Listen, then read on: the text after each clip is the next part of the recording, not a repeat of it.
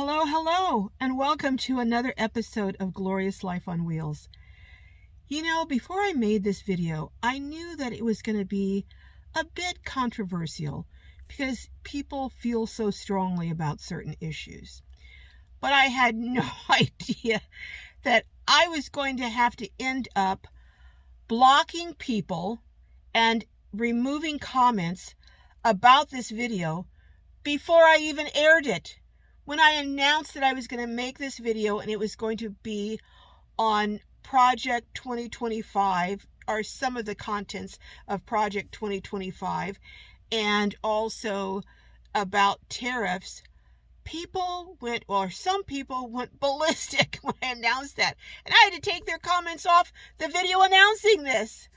But anyhow, I am going to talk about some of the things that I think could impact people, especially low-income seniors and others who are struggling financially, if tariffs against Canada and Mexico, I'm not going to even address China, but if those two sets of tariffs are put into place, or if some of the extremely troubling provisions of Project 2025 are put into place.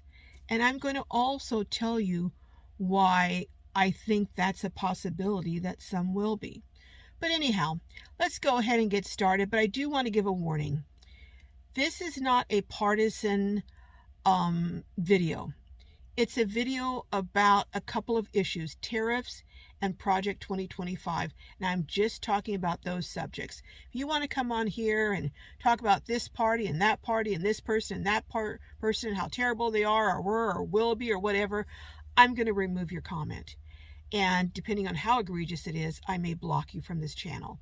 If you want to go out on left field or right field or whatever on something else, I'm just going to erase your comment. So with that being said, let's get started and jump into it, shall we?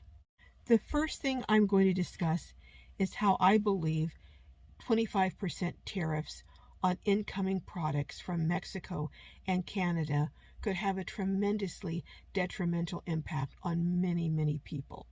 Now, I do understand that since that announcement was made, there has been some conversation. So perhaps there will be agreements made such that they won't be implemented. I'm going to refer to my extensive notes, and some of my research comes from, but not limited to, Reuters and Economic Research Services, among other sources.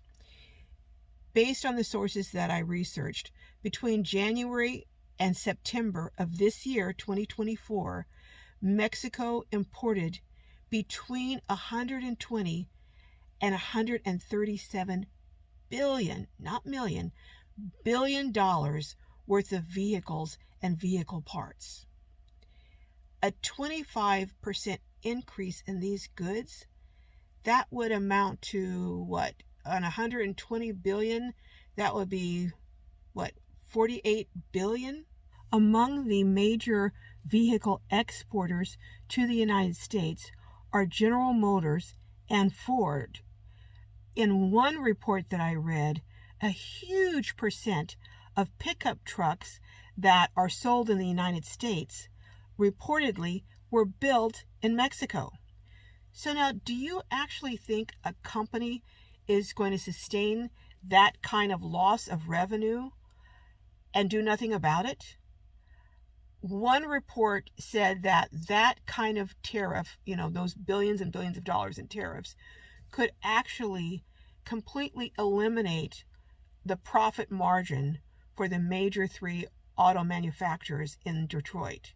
Again, I don't see these automakers sitting back, or parts makers sitting back and doing nothing to recoup their losses or their extra expenses. So typically what would happen if they have low quarter profits, or profits go way down, they're going to do a couple of things. Number one, they're going to greatly increase the prices on their products. And number two, they're going to reduce their staff. They're going to have massive layoffs. One report that I read speculated that job losses could be as high as 500,000. That's 500,000 job losses directly tied to the tariffs. So that would just impact so many families, because it's not just people being laid off by the automakers or parts makers. If you've got factories that people are being laid off, you got little businesses around. You got mom and pop restaurants where people go to pick up lunch or pick up a soda, or different things around that service those workers. They're going to end up having less revenue, so they're going to lay off people. I mean, it's a domino effect all the way down the line. But it's not only the auto and auto parts, or vehicle and vehicle parts manufacturers or makers that will be impacted. It's also the price of food. Based on my research, in 2022, Mexico supplied 51% of fresh fruit to the United States and 69% of fresh vegetables. Now, I'm not sure if that's imported, the percentage of the imported, or all of them altogether. I think it's total, but I'm not sure, so I'm not going to say which one. But that's huge. That is really huge. This is based on Economic Research Service data. This will impact the way people can eat healthy, because as fresh fruits and vegetables go up in price, people who are barely able to buy food now aren't going to be able to buy those fresh produce items, which means as the price of those go up, more people will start buying canned fruits and vegetables and frozen fruits and vegetables, which means the prices of those will go up. Again, it's a domino effect. It doesn't only impact one sector of that economy. That's just Mexico.